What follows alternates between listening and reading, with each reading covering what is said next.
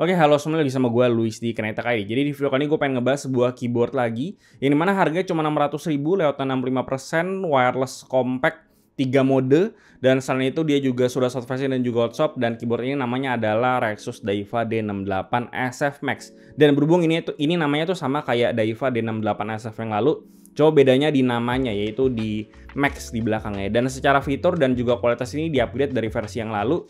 Jadi ya langsung aja gue bahas kira-kira ini seperti apa. Nah, secara layout dia ini masih sama 65%, jadi dia punya dedicated arrow di bagian sebelah kanan bawah, dan dia itu lebih memanjang satu kolom ke kanan dibandingkan dengan si layout yang 60%. Dan selain itu di bagian bottom row sebelah kanannya itu dia juga pakai 1U semua, jadi nggak punya blocker gitu ya. Dan selain itu untuk di harga 600 ribuan dan dia juga punya wireless remote dengan layout 65%, menurut gue ini bakalan jadi saingan beratnya buat si Maxfit 61 Frost Wireless, yang dimana menurut gue pribadi untuk layout 65% ini tuh lebih appealing buat awam menurut gue, dan lebih cocok juga karena untuk orang awam sendiri untuk belajar untuk menggunakan shortcut untuk arrow sepertinya bakalan agak sulit. Jadi dengan layout 65% ini bakalan lebih friendly lah buat awam, karena dedicated arrow-nya bisa langsung dipakai tanpa harus pakai shortcut. Selain layout, dari segi desain pun dia kurang lebih sama kayak Daiwa D68 SF yang lalu. Dan untuk versi warnanya sendiri itu ada dua, ada versi warna hitam sama versi warna putih. Dan untuk di bagian tulisan legend dari si keycapnya ini tuh dia dikasih warna aksen warna hijau mint.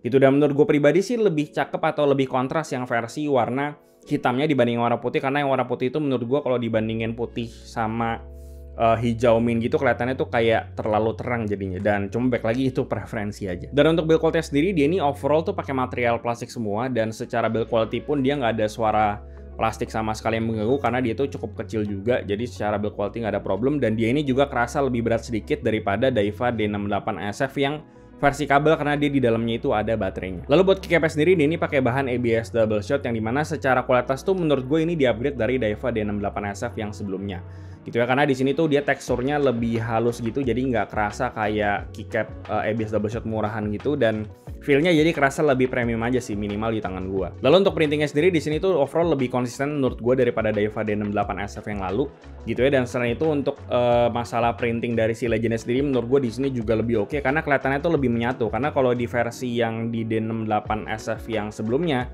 itu tuh kelihatan si printingnya tuh kayak agak kelihatan terpisah, cuma di sini tuh kelihatannya jadi lebih natural aja. Dan overall untuk masalah kualitas keycap gua nggak ada masalah, dan untuk profile sendiri dia tuh pakai OEM profile. Lalu karena dia ini punya koneksi wireless 2,4 GHz dongle, jadi untuk si USB dongle-nya tuh ada di belakang si keyboardnya. Dan untuk si housing dari dongle sendiri tuh dia tuh cukup firm karena dia tuh magnetic, dan si housingnya itu dia cukup sempit, jadi untuk ngecabut dari si housing itu cukup perlu effort, dan jadinya enak, nggak gampang hilang kalau misalkan mau dibawa keluar. Selain itu yang upgrade lagi menurut gue itu adalah dari kaki-kakinya, yang dimana sekarang kakinya ini tuh bisa di-adjust typing angle-nya sesuai dengan preferensi kalian gitu. Karena di Daiwa D68 SF yang lalu itu menurut gue terlalu landai, dan dia tuh kakinya nggak bisa di-adjust. Jadi typing feel-nya itu kerasa landai banget. Cuma di sini karena bisa diatur, jadi bisa nyesuaiin sama preferensi typing angle yang kalian mau. Dan gue sih ngerasanya di sini typing angle-nya jadi kerasa lebih natural. Lanjut untuk koneksinya di sini bisa 3 mode seperti yang gue bilang tadi. Di ini bisa di Bluetooth 5, bisa di dongle 2,4 GHz, dan bisa di mode kabel. Gitu. Dan untuk performa wireless dongle-nya di sini gue udah coba untuk main game kayak Valo, Dota, sama di Rainbow Six gue coba no problem. Nggak ada isu sama sekali, udah berasa kayak kabel, delay-nya udah cenderung nggak kerasa. Jadi udah aman buat main game. Selain itu untuk masalah interferensi sinyal seperti biasa di setup gue, karena gue pakai PC, pakai kabelan, dan router gue ada di depan, jadi nggak pernah nemuin isu interferensi sinyal. Kecuali kalau kalian pakai laptop atau kalian pakai router yang deket sama setup kalian, ya itu mungkin bisa ada perbedaan. Lanjut buat koneksi Bluetooth-nya di sini tuh dia bisa maksimum koneksi ke 3 device sekaligus, dan gue udah coba pairingnya cukup gampang. Pencet si Fn Q sampai E, ditekan lama itu udah bisa langsung pairing. Jadi untuk masalah Bluetooth-nya gue nggak ada isu, dan untuk mode WireT gue rasa nggak perlu gue bahas. Dan untuk berhubung dia ini wireless, jadi itu dia punya baterai yang kapasitasnya itu 2500 mAh. Dan gue udah pakai kurang lebih sekitar 5 hari pakai si keyboard ini, dan baterainya masih belum habis, jadi gue belum bisa ceritain kira-kira ini bisa bertahan berapa lama gitu. Cuman di sini gue tesnya selama 5 hari itu di kondisi RGB-nya mati. Oke, lanjut untuk kejeroannya sendiri itu untuk switch-nya tuh dia masih pakai pilihan switch OTEMU, dan kebetulan gue pilih yang versi OTEMU Red gitu ya. Dan untuk si OTEMU sendiri sih gue nggak komplain ya, karena keyboard budget juga kebanyakan masih pakai OTEMU switch, jadi gue nggak ada masalah. Cuma memang si OTEMU switch itu tuh masalahnya cuma di suaranya doang yang pingy atau kedengaran hollow, padahal si keyboardnya sendiri pun sebenarnya udah nggak hollow. Cuman kalau kalian nggak suka sama si OTEMU switch itu juga nggak perlu khawatir, karena Di sini dia hot swap, jadi kalian bisa ganti switch apapun yang kalian pengen ganti gitu ya. Dan dia juga sudah short facing gitu. Jadi kalau misalnya kalian pengen ganti keycaps yang cari profile pun di sini nggak ada masalah. Lalu untuk ngebuka si keyboard ini tuh tinggal cabut doang si baut yang ada di bagian atas plate-nya. Itu totalnya ada 6 baut ya, tinggal dibuka doang karena dia itu sistemnya masih Tremon, jadi ngebukanya cuma gitu doang. Dan selain itu untuk si plate sendiri itu pakai bahan stainless steel. Lalu untuk solusi akustiknya di sini mereka ada kasih platform dan juga case foam. Jadi dari segi solusi akustik tuh di sini sebenarnya udah aman dari hollow. Jadi kalau kalian dengar suara hollow itu memang suaranya tuh dari switch, bukan dari si keyboardnya. Nah setelah gue lihat ternyata tuh si layoutnya ini support sama split left shift dan juga split backspace gitu. Cuman untuk si socket hot swap itu nggak terpasang karena memang kalau misalkan dipasang semua nanti jadinya nggak muat gitu. Dan kalau misalkan kalian pengen pasang si split left shift dan juga split backspace itu kalian harus solder sendiri, dan kalian harus lihat juga kira-kira space-nya muat atau enggak, karena sepenglihatan gue ini tuh harus dicabut dulu si hot swap socketnya yang asli, baru kalian bisa solder baru si hot swap socketnya. Lalu untuk stabilizernya dia cuma support stabilizer plate mount, dan untuk si stabilizer sendiri tuh udah di preloop. Cuman seperti biasa kalau stabilizer bawaan keyboard itu pasti gacha, jadi saran gue kalian cobain dulu kira-kira enak atau enggak. Kalau misalkan nggak enak ya kalian tinggal loop aja si stabilizernya. Lalu untuk tapping feel sendiri kurang lebih masih sama ya kayak Daiwa D68SF yang lalu, yang dimana secara karakteristik itu karena dia Tremon, jadi dia tuh punya karakteristik tapping feel yang masih cukup stiff karena dia pakai SS plate juga, dan selain itu dia juga Tremon, jadi secara tapping feel itu kurang rata di bagian yang deket-deket sama baut gitu. Jadi ini sebenarnya cukup normal karena keyboard budget juga kebanyakan masih Tremon juga gitu ya. Jadi gue sih nggak ada isu sama sekali soal tapping feel-nya, karena yang penting keyboardnya bisa nyala, wireless segala macam juga udah cukup seneng.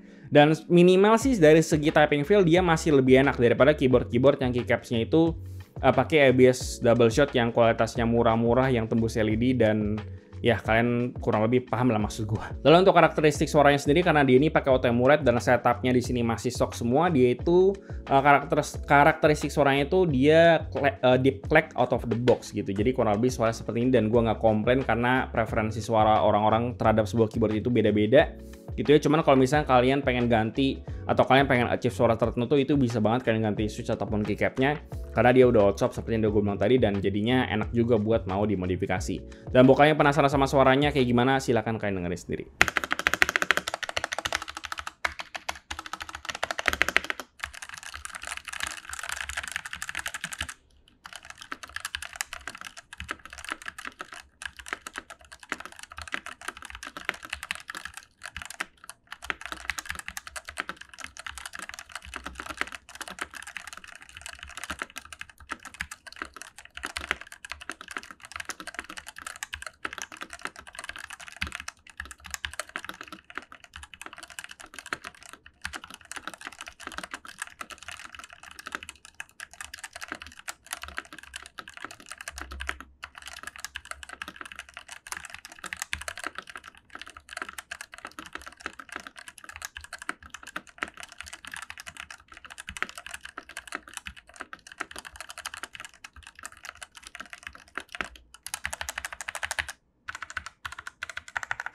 Oke, untuk kesimpulannya, intinya sih Rexus Daiwa D68SF Max ini bisa dibilang adalah penyempurnaannya dari si Daiwa D68SF yang lalu. Itu karena yang paling signifikan menurut gue itu perubahannya adalah dari dikasih koneksi wireless remote, lalu keycapsnya slightly better, dan dia ini tapping angle sekarang bisa diatur. Gitu. Dan selain itu untuk masalah performa wireless sudah aman, tiga-tiganya gue udah coba nggak ada problem sama sekali. Lalu untuk tapping feel-nya menurut gue udah sewajar-wajarnya tapping feel-nya keyboard Tremon. Cuman karena di sini dikasih keycap yang cukup oke, jadi secara tapping feel menurut gue lebih enak lah daripada keyboard pre-built yang lebih murah-murah dan pakai keycaps yang kualitasnya ABS double shot tipis-tipis yang tembus LED itu. Intinya untuk harga segini Rexus Daiwa D68SF Max ini menurut gue menarik, apalagi kalau kalian cari keyboard yang compact tapi masih punya dedicated arrow dan punya koneksi wireless remote, dan secara tapping feel udah enak out of the box gitu. Apalagi harganya cuma 600 ribuan dan masih tergolong budget juga gitu ya. Dan gue rasa itu aja yang bisa gue bahas soal Rexus Daiwa D68SF Max ini. Seperti biasa, kasih tau gimana pendapat kalian di kolom komentar di bawah, like dan share jika bermanfaat, lalu follow semua sosial media kami di Instagram dan di TikTok sekarang juga ada, lalu di join komunitas kami juga di Discord, itu semua linknya ada di bawah. Dan yang terakhir jangan lupa untuk subscribe. Gue Luis dari Krenita Kadi, sampai jumpa di video berikutnya.